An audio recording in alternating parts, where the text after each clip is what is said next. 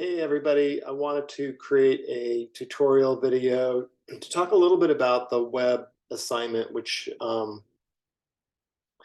require you to develop some pencil sketches for a proposed layout for a home page and some other pages, and develop actual website, and then also create some statements.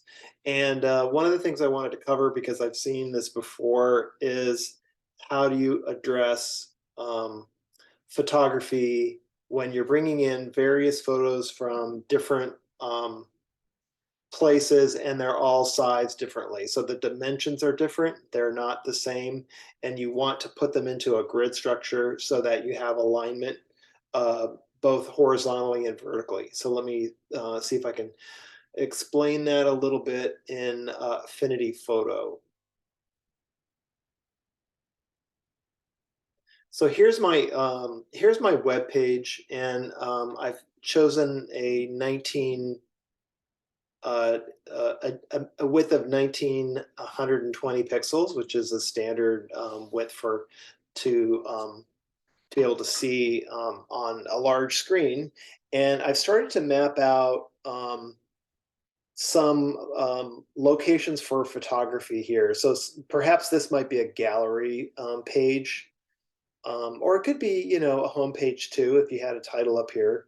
But at any rate, one of the things that I really want to stress is that you make use of your guides, both vertically and horizontally, so that your images align and look professional. So here I've created a margin, and you can just pull a line out.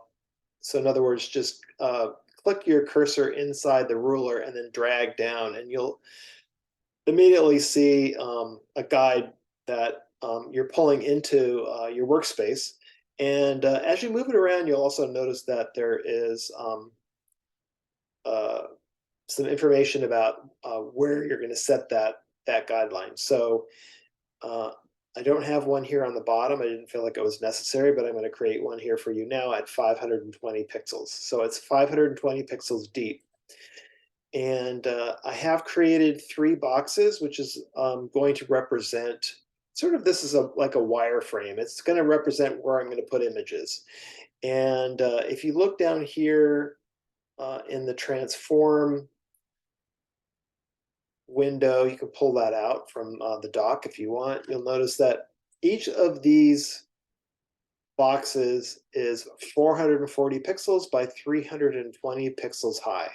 So that's part of that whole process, which is that you want all of your images to be in the exact same frame. So think of this as putting, you know, framed artwork on the wall. You're going to try to create or emulate that that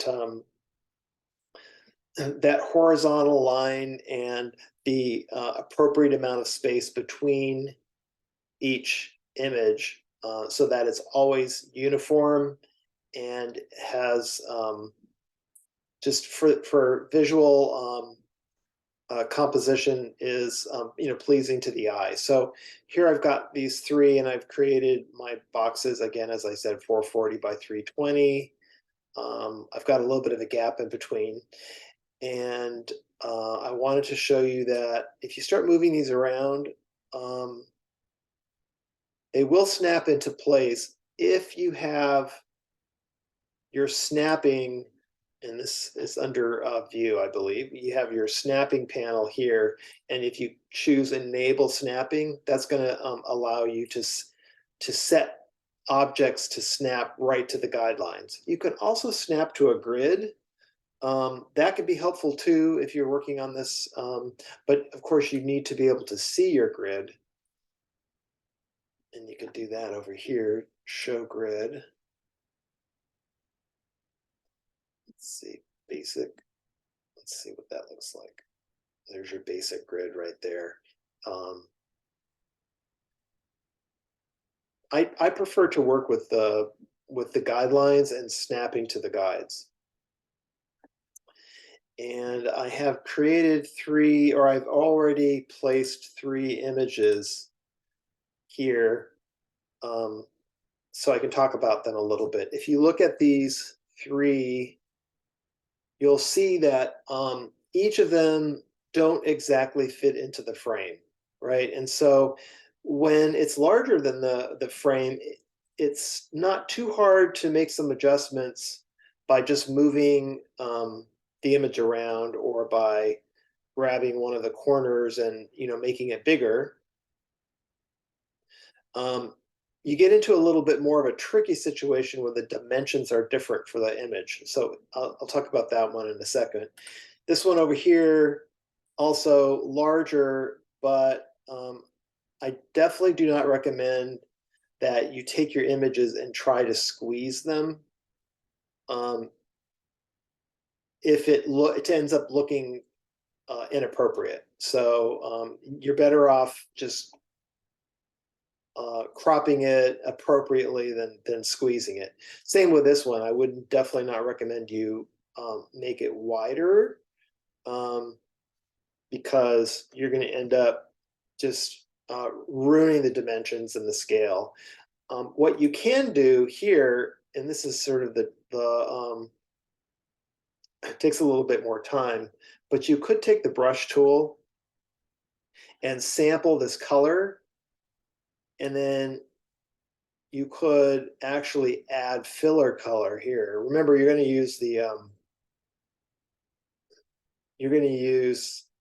mask tool in a second, so that's fine. You're just trying to create a little bit of filler with the background color so that when you actually go ahead and use the mask tool, you'll cut away all around the outside of the frame. So let's try to do that now. What you want to do is, let's start with the one on the left. I'm going to take the mansion, and you want to use this masking functionality here, but you have to, in order to use that, you have to actually create a selection. And actually, this might be where you could even make use of, let's see, think about this until now, but I think you could make use of more guidelines for the left and right sides of these objects. And this could come in handy if later on you're putting another row of images as well. So I'm going to make sure I'm active on the mansion, and I'm going to select the area inside the frame. And then I'm going to come over here to make mask. Right? And that masks all of that stuff outside the frame that I don't want. And if I want to do that with talking, I can do that again here. And again, this is very easy because I have that snap to guides active. Just make sure you are activating the layer that you want to be working on. And here now I'm coming to this cat vector drawing by, I believe, one of the students. And there we go. So easily you can see how making use of the guides allows you to create that really professional looking layout where everything is the same size and the spacing between each object is equidistant, and it just makes it look very clean.